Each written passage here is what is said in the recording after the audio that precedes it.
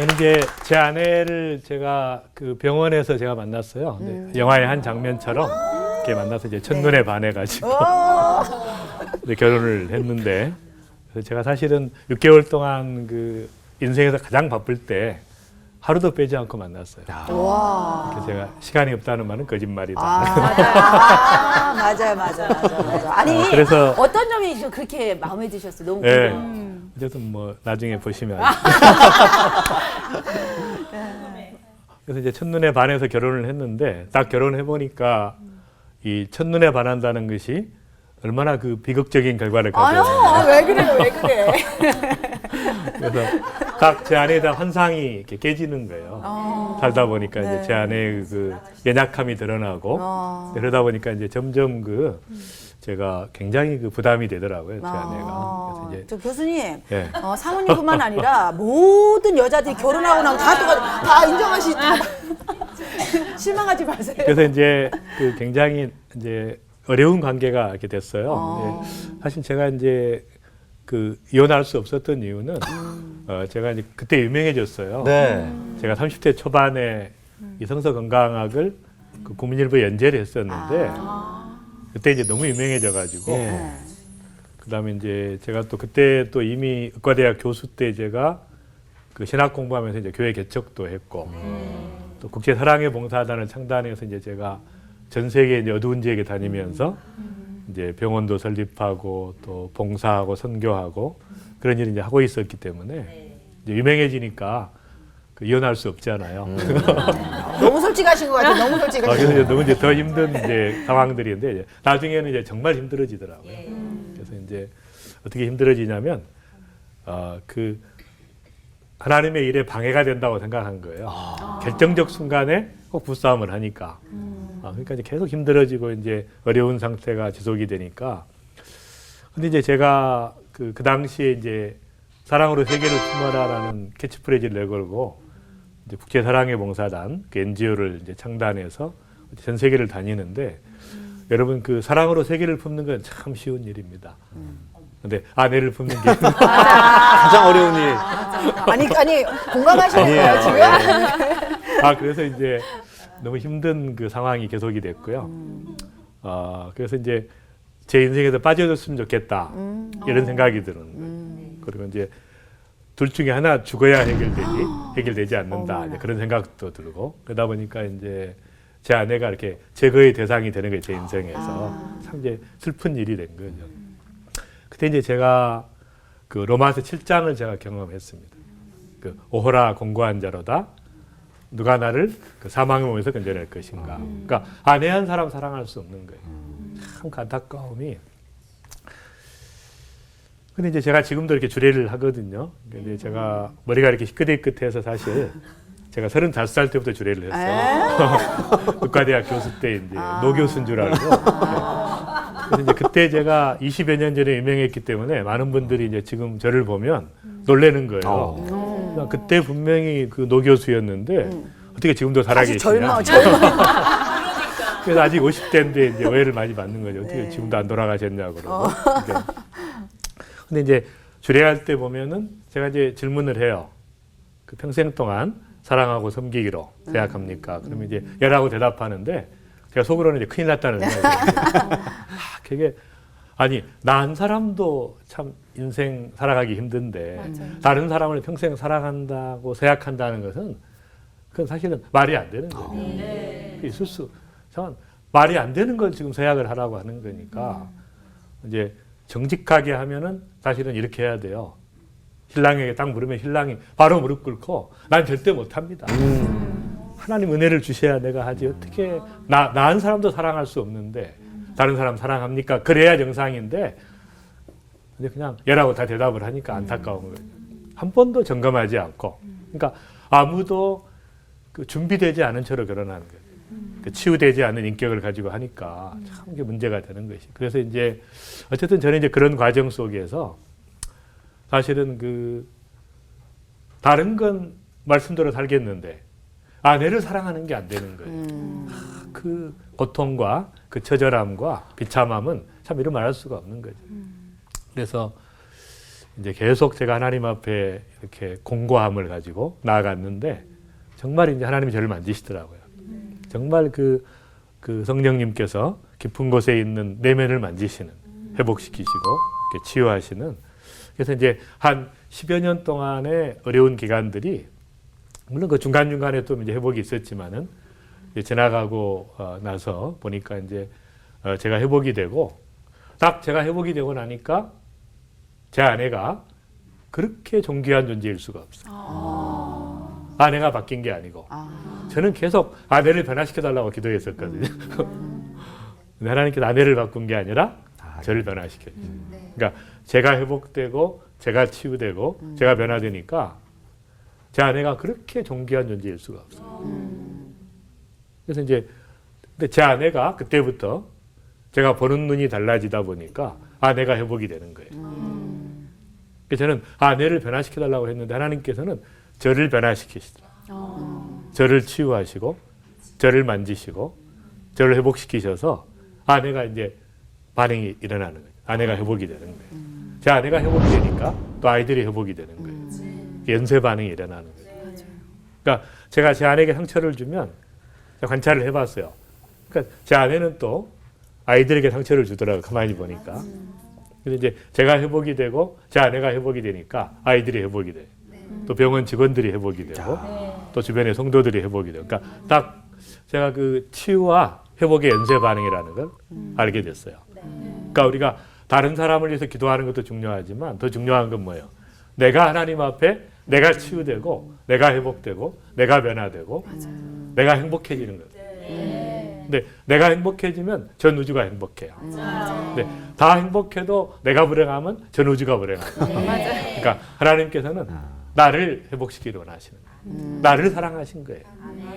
그래서 이제 제가 하나님 앞에 그런 그 회복이 되고 나니까 제 아내가 이렇게 저를 보는 눈이 달라지는 거예요. 정말 저를 이렇게 경이로운 눈으로 이렇게 보는 거예요. 막 어쩔 때는 막 뚫어져라고 쳐다보고 너무 저를 좋아하고 얼마나 정말 그 부담이 돼요. 잘 나가시다가 왜 그러세요? 잘 너무 그냥 저를 쳐다보니까 좀 부담이 됩니다. 어쨌든 이제 그런 과정을 통해서 제가 이제 그 이해하게 됐어요. 성경을 더 깊이 이해하게 되고 사도 바울이 왜 그런 얘기를 했을까? 제가 이해를 못했는데 이제 지금은 이해가 가는 거죠. 사도 바울도 안 되는 게 있었어요. 특별한 상황이 되면은 그 죄의 세력이 자기를 사로잡는 거죠. 어둠의 세력이 막 그런 어려움이 있었기 때문에 오호라 공고한 자로다. 그런 그 고백이 있었던 것이죠. 그래서 어쨌든 그걸 이제 깊이 이해하게 됐고, 저는 이제 사실은 제 아내가 이제 같이 봉사하는 장면인데요. 아프리카에서 봉사하는 장면. 그래서 이제 이런 제가 고백을 같이 한번 읽겠습니다. 우리 내 속사람으로는 하나님의 법을 즐거워하되 내 지체 속에서 한 다른 법이 내 마음의 법과 싸워 내 지체 속에 있는 죄의 법 아래로 나를 사로잡아오는 것을 보는도다. 오호라 나는 곤고한 사람이로다.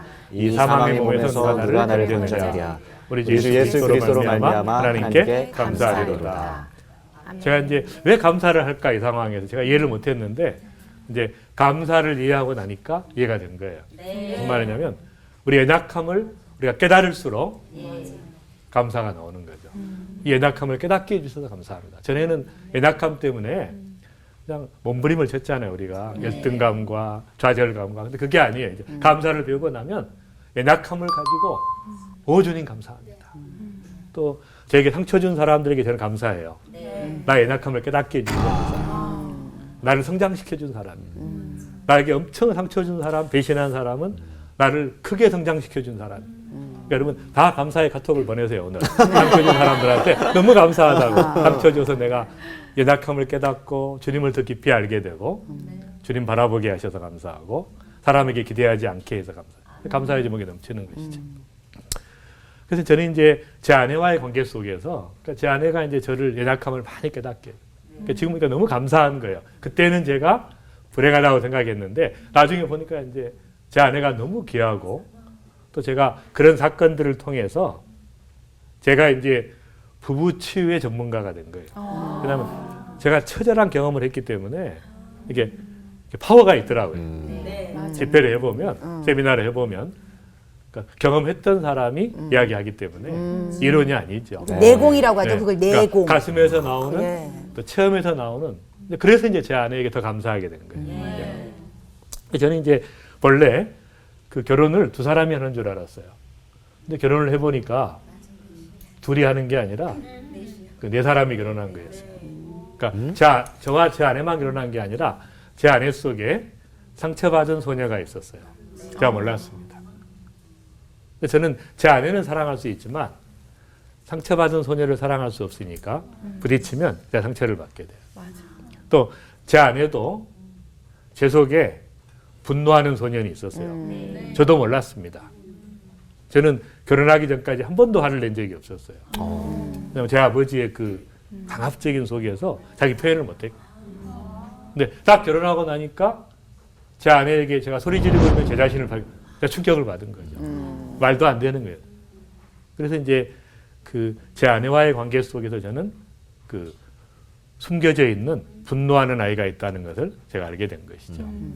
그러니까 제 아내도 저는 사랑할 수 있지만 제 속에 분노하는 아이를 사랑할 수 없기 때문에 또 상처를 받게 돼요. 그다음에 이제 이 두 아이가 부딪히면 부부싸움을 하게 돼요. 그렇지. 네. 두 아이, 내면의 아이들이. 그러니까 부부싸움 할 때 보면 믿어지지가 않아요. 굉장히 훌륭했던 사람들인데 사회 속에서는 공적으로는 딱 사적이 되면 너무 그냥 아이와 그 같이 유치하고 예.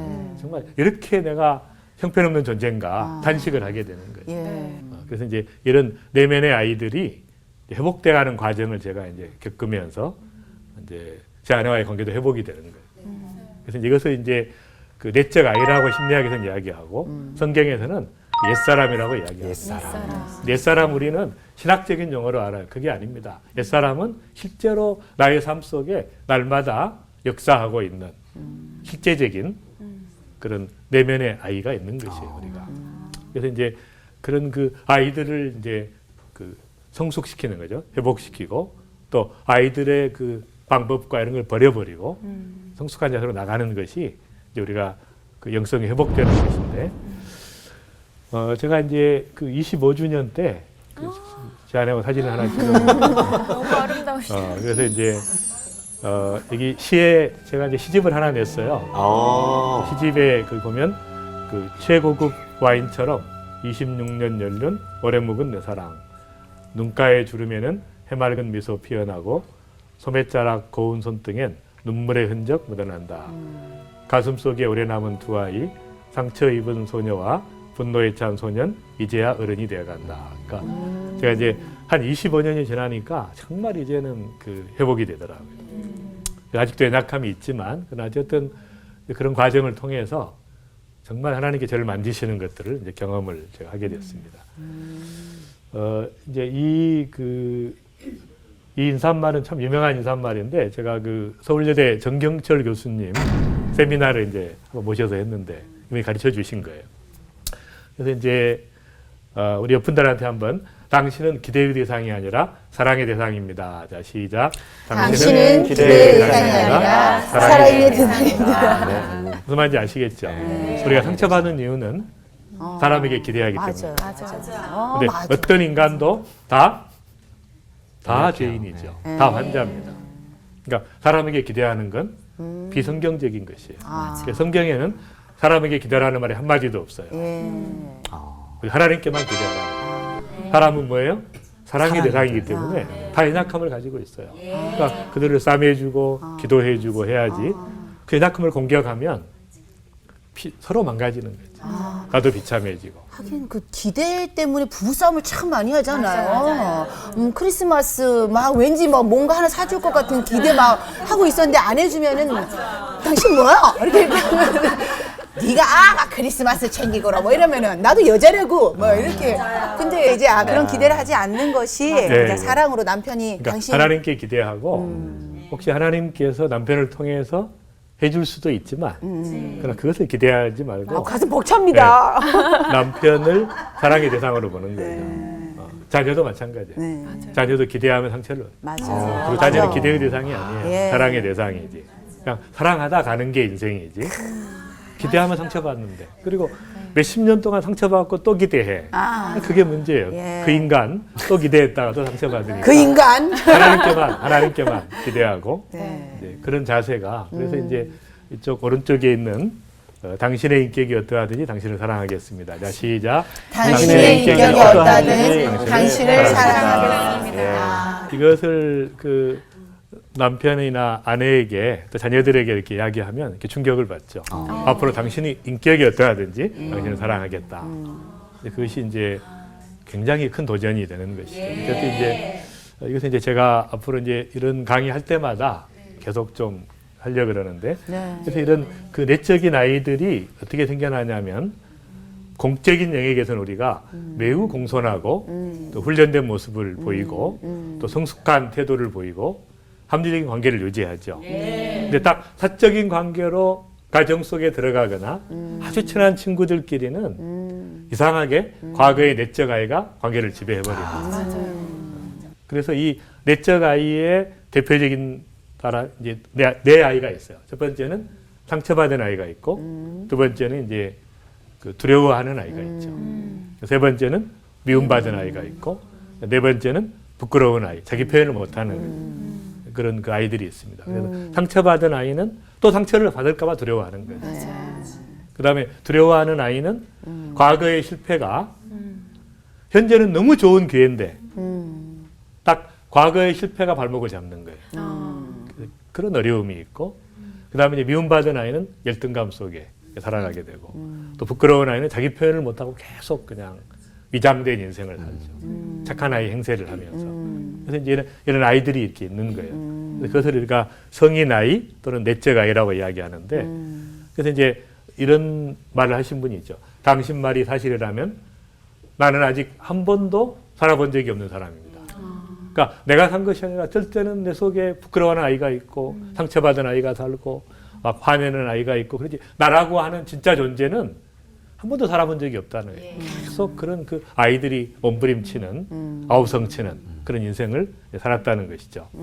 그래서 이 고린도전서 13장 11절에 보면 내가 어렸을 때는 말하는 것이 어린아이와 같고 깨닫는 것이 어린아이와 같고 생각하는 것이 어린아이와 같다가 장성한 사람이 되어서는 어린아이를 버렸노라. 그러니까 어린아이의 일을 그러니까 어린아이처럼 나를 묶고 있는 것들로부터 내가 자유롭게 됐다. 그런 말이에요. 그래서 이 카타르케오라고 하는 단어인데 이 헬라 말로 버렸노라라고 하는 단어는 내어버리다, 작동을 중지시키다, 멈추게 하다, 의미를 제거하다, 묶고 있는 것으로부터 풀어내다, 위력이 상실됐다. 그러니까 나를 어린아이처럼 묶고 있는 것으로부터 자유로운 것이 우리가 사랑의 삶이라는 거예요. 성숙한 삶이라고 하는 것은 정말 주님을 닮아가는 삶은 어린아이처럼 반응하는 나를 버리는 것이에요. 그래서 이제 그런 것이 근데 왜 이런 어린아이가 생길까? 이게 중요한 것이죠. 어린아이가 생기는 이유가 있어요. 그러니까 남편을 볼 때 왜 이렇게 반응할까라고 생각하지 마시고 어떻게 자랐는가를 생각해 보세요. 남편이. 근데 그것이 은혜 가운데 자랐을 때는 괜찮아요. 은혜라는 것은 무조건적인 사랑을 받고 자란 사람은 괜찮은데 조건적 사랑을 받고 자란 사람은 반드시 내적 아이가 생깁니다. 내가 좀 더 잘해야만 우리 너를 사랑하고 기뻐해 주마. 이것처럼 하나님의 거룩하심과 사랑을 가로막는 게 없다. 하나님은 무조건적으로 쏟아부어 줬는데 우리는 항상 조건을 이것이 이제 문제라는 거예요. 그러니까 수많은 사람들의 생애를 무너뜨리는 것은 어린 시절부터 우리가 자라오면서 조건적 사랑. 저는 이제 제가 공부를 좀 했기 때문에 공부 잘하라는 말을 한 번도 안 했어요, 아이들에게. 네. 그래서 아이들에게 좀 단정한 아이가 되라. 예의 바른 아이. 그렇게 했는데 그렇게 안 자라는 거예요, 아이들. 너무 이제 속상한 거죠. 그래서 이제 머리를 막 기르고 그러니까 제가 머리 좀 잘라라. 근데 머리를 자를 때는 제가 사랑스러운 눈으로 보지만 딱 안 자르면 약간 이렇게 째려보는 거죠. 그 아이가 뭘 느끼죠? 아, 나는 아빠의 요구대로 할 때는 가치 있는 존재이지만 그렇지 않을 때는 나는 가치 없는 존재구나. 딱 이 메시지가 들어가는 거예요. 그렇기 때문에 사실 지금은 제가 이걸 깨달았죠. 다 깨닫고 났는데 다 깨닫고 이제 무조건적으로 한번 사랑해 주려니까 다 가버렸어. 다 공부하러 가고 뭐 없어요 주변에. 네. 그래서 이제 가끔 오면 제가 막 쏟아붓습니다. 무조건적으로 사랑을. 네. 그래서 이런 그 절대적 사랑이 아니라 조건적 사랑으로 아이를 키우기 때문에 이것이 이제 인생 전반을 억누르는 억눌림과 기억의 묶음, 컴플렉스라 그러죠. 계속 남아있는 거 자기를 묶고 있는 것이에요. 네. 억누르고 있는 것이에요. 이것이 또 흑백 논리로 발전해요. 그러니까 아이들이 이거 아니면 이거야. 우리나라의 모든 사회 현상이 흑백 논리잖아요. 포용력이 없고. 이것이 이제 전부 그렇게 자랐기 때문에 가치 있는 존재 아니면 가치 없는 거야. 야. 잘 되면 교만하고 못 되면 좌절하고 다 나쁜 거죠. 잘 되나 나쁘나 그게 무슨 의미가 있어요. 네. 이런 구조 속에 자랐단 말이에요. 그래서 이제 이 하나님 말씀이 하나님은 사랑이심이라 사랑은 여기 있으니 우리가 하나님을 사랑하는 것이 아니요 오직 하나님을 우리를 사랑하사 우리 죄를 위하여 화목제로 그 아들을 보내셨습니다. 그러니까 먼저 사랑하셨다. 아무 조건 없이 그냥 쏟아부어 주신 거예요. 아들을 주시기까지. 그러니까 그 사랑을 내가 경험한 사람으로 그렇게 키워야 되는데 그러기 전에 우리가 이미 잘못 자란 거죠. 그래서 이제 우리가 하나님의 사랑을 경험함으로써 그것이 이제 그 치유가 되는 거예요. 그래서 하나님께서 내가 너를 구속하였고 내가 너를 지명하여 불러나니 너는 내 것이라. 내가 내 눈에 보배롭고 존귀하여 내가 너를 사랑하였은즉. 그래서 너는 내 것이라고 그냥 붙잡아 주시는 무조건 쏟아부어 주시는 그 하나님의 사랑을 경험하면 과거에 이런 아이들이 이제 회복이 되는 것이죠. 더 깊이 경험하는 것이 중요합니다. 이 우리가 이제 태어났을 때 우리에게 이제 신체적으로 또 정신적으로 또 사회적으로 영적으로 필요한 양분들이 있어요. 근데 그 양분들이 있는데 그것을 체험받지 못했거나 그렇지 않으면 이쪽에는 거부, 회피, 조롱, 부당한 대우, 일관성 없는 지시, 지나친 규율, 잔인함, 강압 이런 걸 통해서 있는 것이 그나마 있는 것까지 망가진 것이죠. 그러니까 체험받지 못한 것과 망가진 것 이것 때문에 이제 내적인 아이들이 형성이 되는 것이죠. 근데 그 내적 아이들이 꽁꽁 숨어 있다가 딱 결정적 순간에 나타나서 우리를 힘들게 하는 거예요. 그리고 이제 정말 그 중요한 순간에 또 어려운 상황 속에서 잘못 결정하게 만드는 그런 요인이 됩니다. 그래서 이제 성경에 보면 너희는 돌아보아 하나님 은혜에 이르지 못하는 자가 있는가 두려워하고 또 쓴뿌리가 나서 괴롭게 하고 많은 사람이 이로 말미암아 더러움을 입을까 두려워하라. 그러니까 하나님의 은혜 속에 있지 아니하면 상처를 받을 때 쓴뿌리가 자라게 돼 있어요. 근데 그 쓴뿌리가 자라면 나만 괴로운 게 아니라 수많은 사람들을 무너뜨립니다. 더 중요한 것은 뭐냐면 쓴뿌리가 자라면 내가 변화될 필요가 없어요. 누구 때문이니까 그 인간 때문이라고 생각하는 거예요. 탓을 돌려버리는 네, 그러니까 상처받는 건 죄가 아니에요. 근데 상처받은 다음에 잘못 반응한 건 죄죠. 그렇죠. 내가 상처를 받았지만 하나님의 은혜를 받고 더 그를 사랑해주고 품어주고 기도해줘야 되는데 그게 안 되는 거잖아요. 딱 부부관계도 어느 날 상처받고 나면 서로 말도 안 하고 지낸다고. 그러니까 이런 관계 속에서 숨뿌리가 자라는 거예요. 항상 저 인간 탓이에요. 내 탓이 아니라. 그러니까 은혜 받을 기회가 없는 거야. 그래서 내가 회개할 필요 없어요. 숨뿌리처럼 편리한 게 없습니다. 네. 내가 회개할 필요 없고 네. 내가 변화될 필요 없어. 지가 바뀌어야 되는데. 그러니까 다 상처 속에 몸부림치는 인생이 이제 되는 것이죠. 그래서 이제 성경적 인간관은 세 가지예요. 하나님의 형상대로 우리가 너무너무 존귀한 존재입니다. 그런데 우리도 다 죄인이죠. 다 가해자야. 세 번째는 또 누군가의 희생자예요. 그러니까 모든 사람은 굉장히 존중받아야 돼. 하나님의 형상이기 때문에. 두 번째는 다 회개해야 돼. 변화받아야 돼. 세 번째는 다 치유가 필요한 거예요. 모든 사람은 다 피해자예요. 그래서 이제 이런 영역에서 우리가 이제 치유가 필요한 거죠. 그러니까 우리가 사람을 생각할 때 중요한 것은 그 정상인으로 보기 때문에 상처를 받습니다. 그러니까 밖에 갔다 돌아온 남편이 화를 내면 오늘은 환자구나 이렇게 생각하면 우리가 누군가 상처받고 돌아온 거예요.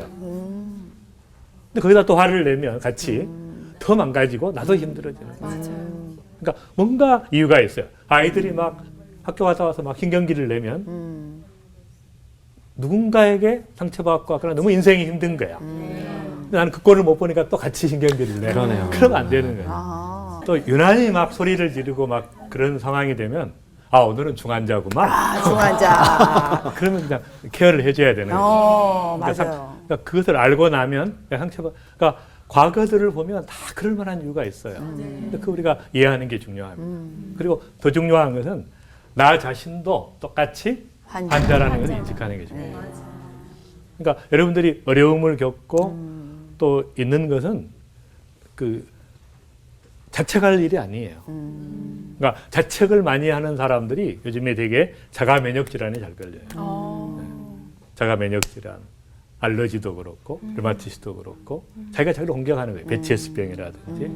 그러니까 이런 것들이 그러니까 자기를 자책할 것이 아니라 나도 환자구나. 내가 정말 하나님의 은혜가 필요하구나 해서 하나님의 은혜 앞에 나아가면 되는데 많은 분들이 그렇지 않고 이제 혼자 그냥 입을 뒤집어 쓰고 이렇게 이제 자책을 하게 되면 곤란하다. 그래서 이제 치유의 제일 중요한 원칙은 내가 환자라는 사실을 인식하는 거예요. 그러니까 많은 사람들이 내가 환자라는 걸 인식하지 않고 저 사람만 이렇게 타는.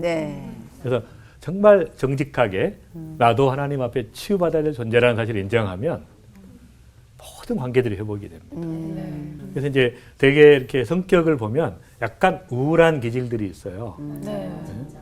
집에만 가면 우울해져요. 환자가 아니라 약간 우울한 기질이 있고 반대의 기질이 있어요. 조증이라고 약간 이렇게 너무 좋아하는 그런 기질이 있고 세 번째는 이제 조울증 기질이 있죠. 약간 좋았다가 조금만 있으면 이제 이렇게 기복이 심한 반드시 손을 드셔야 됩니다. 자기가 약간 우울증적인 성격이 있다. 여기 오신 분들은 그런 분은 없어요. 그러니까 성격이 세 개 중에 하나는 셋 중에 하나를 셋 중에 선택을 하나는. 하셔야 되는데 약간 우울하신 분하고는 들어오죠. 그다음 두 번째 약간 나는 좀 약간 조증 쪽이 있다. 방방 뜬다. 너무 좋아하고 이렇게. 그것도 아니고. 그다음에 이제 세 번째 조울증. 올랐다 내렸다 올랐다 내렸다 올랐다 내렸다. 손 안 드신 분들은 네. 이제 손 안 드신 분들은 정말 사실 심각한 분들. 내가 어디에 속해 있는가 모르기 때문에 심각한 분들이에요. 그래서 이제 그 정신과 의사들이 그 조증과 조울증을 치료하려면 1단계로 아주 우울한 약을 줍니다. 그러니까 우울증 환자가 제일 치료가 잘 돼요.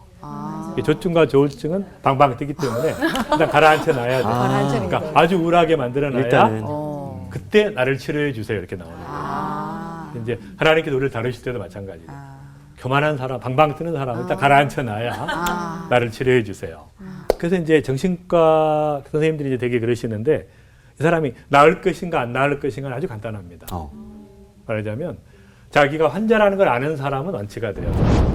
근데 환자라는 걸 모르는 사람은 이제 완치가 잘 안 되는 거죠. 그렇죠.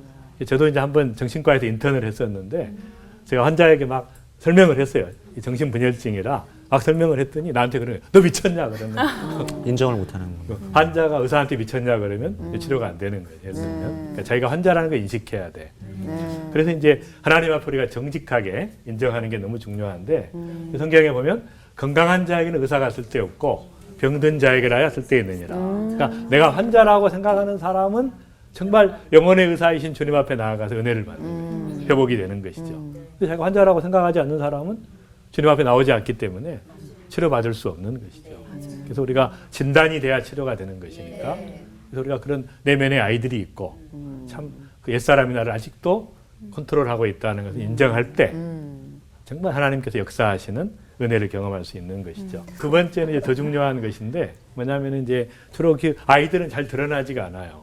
내면 세계 속에 있습니다. 그러니까 이것들이 드러내야 치유가 되는 것이죠. 그러니까 이 상처가 골무면 반드시 터트려야 치료가 되는 거예요. 그러니까 계속 가지고 있으면 이게 병이 되는 거예요. 반드시 드러내야 됩니다. 드러나면 은혜죠. 제가 이제 의과대학 교수가 돼가지고 저희 집에를 갔어요, 고향에. 근데 이제 그때도 아버지가 70이 다 되셨는데 어머니를 막 때리려고 달려드시는 거예요. 그래서 제가 힘으로는 아버지를 이길 수 있는데 아버지가 소리를 지르니까 제가 꼼짝 못하는 거예요. 그러니까 제 자아가 5살 때 상처받았던 그 무기력한 아이로 돌아간 거예요. 아버지가 소리를 지르니까 벌벌 떨고 있는 거예요. 어머니를 막 때리려고 달려드시는 거예요. 도저히 제가 어떻게 할 수가 없었어요. 그래서 그때 제가 처음으로 정면 대결을 했어요. 벌떡 일어나가지고 아버지에게 가서 그냥 콱 잡아서 아버지를. 아버지 이러시면 안 됩니다. 아버지가 충격을 받으시는 거예요. 그래서 한 번도 자신의 말을 거역한 적이 없는 아들이 갑자기 그냥 소리를 지르고 붙잡으니까 제가 이겼죠. 근데 그때부터 그러니까 아버지를 향한 감정을 제가 처음으로 드러낼 때부터 진짜 아버지를 사랑할 수 있게 됐어요. 그 전에도 사랑하고 기도했지만 그래서 드러나는 것이 은혜예요. 계속 감추고 있으면 안 되죠. 한 번은 드러내야 돼. 맞아. 그래서 내가 이런 고통이 있다. 사실은 너 때문에 상처를 많이 받았다. 이렇게 이야기를 해야 됩니다. 그래서 이제 나 표현법이라 그러죠. 나의 어려움과 고통과 감정만 이야기해야 돼. 근데 그렇게 하고 나서 그러니 너 고쳐 그러면 대번에 공격으로 나와요. 그러니까 그 말을 하지 말고 내 감정만, 내 고통과 아픔과 상처만 이야기하면 상대방이 미안하니까 고쳐지는 거죠. 그래서 이렇게 드러내는 것이 은혜라는 거죠. 더 중요한 것은 하나님 앞에 드러내야 되죠. 우리가 하나님 앞에 드러내는, 그래서 제가 제일 좋아하는 성경 구절이 하나님이 구하시는 제사는 상한 심령이라. 하나님이여 상하고 통회하는 마음을 주께서 멸시치 아니하시는. 정말 주님이 기뻐하시는 예배는 상한 심령으로 나가는 거예요. 왜냐하면 상한 심령일 때 인간이 정직하거든요. 맞아요. 그냥 예배 왔다 갔다 해봐야 무슨 의미가 있겠어요. 상한 심령으로, 가난한 심령으로 나아가는 거예요. 근데 여러분 부부싸움 많이 하시잖아요. 그때마다 상한 심령으로 나가니까 얼마나 감사한지 몰라요. 상한 심령의 예배를 드려요. 아이들이 말을 안 들어. 또 그 자리에서 상한 심령의 예배를 드리면 하나님 나를 긍휼히 여겨주옵소서. 그래서 우리가 정말 궁일하심을 입고 때를 따라 돕는 은혜를 얻기 위해서 보좌 앞에 나가는 거예요. 그럴 때마다, 그런 문제가 생길 때마다 세상 방법으로 하지 말고 정말 하나님 앞에 정직하게 나아갈 때 정말 우리를 치유하시는 하나님의 능력을 우리가 경험할 수 있죠. 맞아요. 그래서 우리는 다 이 질그릇이에요. 근데 이 질그릇이 딱 깨지면 능력의 힘이 큰 것, 바로 그리스도께서 드러나시는 거예요.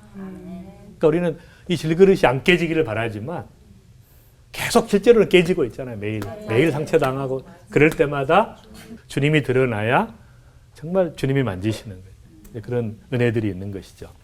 그래서 이 이자크 펄만이라고 하는 분이 이제 유명한 세계적인 그 바이올리니스트예요. 근데 이분이 이제 한 번은 링컨 센터에서 공연을 하게 될 때 이분이 사실 이제 소아마비 그 4살 때 알았고 이제 그 아버지가 재능이 있다는 걸 알고 이스라엘에서 미국으로 줄리아드 음대를 보내서 19살 때 이제 국제 콩쿠르에서 우승을 했죠. 그래서 이제 세계에서 가장 현란한 기교를 부리는 그런 바이올리니스트인데 이분이 그 뉴욕 필하모니하고 공연을 했었는데 갑자기 공연하다가 줄이 끊어진 거예요. 그러니까 이제 많은 분들이 이제 생각한 거죠. 어떻게 할까? 두 가지 길이 있죠. 하나는 바이올린을 바꾸는 방법하고 잠깐 멈추고 줄을 가는 거. 둘 다 멈춰야 돼요. 근데 갑자기 이분이 딱 신호를 보낸 거예요. 계속 하라는. 그리고 그때부터는 이분이 3줄로 오케스트라와 순간순간 제작곡을 하고 편곡을 하면서 딱 맞춘 거예요. 순간순간 바꾸면서 완벽한 조화를 이루면서. 그러니까 딱 끝나고 나니까 막 난리가 난 거죠. 기립박수가 아니라 20분 동안 아무도 일어나죠. 충격을 받아요. 20분 후에 박수를 칩니다. 그래서 이제 이분이 유명한 얘기를 했어요. 남아있는 것을 가지고 아름다운 작품을 창조하는 것이 진정한 예술이다. 그냥 우리가 혹시 3줄 인생일지 모르죠. 그러나 한 줄이 없을지 몰라요. 과거의 상처와 고통과 아픔과 흘러간 세월과 그러니까 뭔가 상실감이 있는데 바로 하나님께서는 3줄밖에 안 남은 것이라도 2줄밖에 안 남은 것이라도 딱 붙잡히기만 하면 더 위대한 예술이 되는 것이죠. 그래서 우리는 제가 이제 그런 그 경험을 제가 한 적이 있습니다. 정말 이 마지막 시대에 우리에게 필요한 것은 치유된 인격을 가진 사람이에요. 그러니까 치유된 인격을 사람이 가정에 가면 가정이 바뀌고 자녀들이 바뀌고 직장에 가면 직장이 회복이 되고 또 교회에 가면 교회가 회복이 되고 국회로 가면 국회가 회복이 되는 거예요. 정말 깊이 있는 사람이 필요한 거죠. 재능 있는 아이들로 키우려고 하지 마시고 정말 아이들이 치유되고 회복된 주님을 닮은 인격으로 키우는 게 이 시대에 너무 중요한 것이죠. 저는 이제 또 어려움이 좀 있었는데 제가 이제 그것들을 그 감사로 마무리할 수 있는 기회가 있었어요. 제가 이제 본과 1학년 때 저희 집에 부도가 났어요. 저희 어머니가 이제 너무 어려운 살림이었는데 한번 모면해 보려고 제과점을 했어요. 다 빌려가지고 갑자기 안 되니까 이제 이리저리 막다가 그때 30여 년 전에 이제 2억의 부도를 낸 거예요. 시골에서. 이제 난리가 난 거죠. 그래서 이제 갑자기 저희 기숙사에 빚쟁이들이 몰려온 거예요. 그러더니 너희 집안은 끝났으니까 네가 대신 쓰라는 거예요, 요금을. 어떤 분은 500만 원이 빚졌는데 1,500만 원을 쓰래요. 이자까지 받아야 되니까. 그래서 그걸 이제 몇 개 써줬는데 나중에 이제 제가 의사가 되자마자 이제 몇십만 원 월급을 받는데 이분들이 이제 못 갚았다고 요금을 재판에 이제 회부를 해서 제가 재판장에 갔어요. 저희 어머니가 증인이고 저는 피고고 원고들이 있었는데 어머니가 막 소리를 지르시더라고요. 어떻게 너희들이 그럴 수 있냐. 나중에 돈 벌어서 갚아야지. 그래서 실신을 하셨어요. 제가 속으로 이제 주님 어쩌면 그렇게 안 생겼으면 하는 일만 생기게 하십니까? 우리 예수를 믿고 나면 이제 그런 어려움들이 좀 있죠.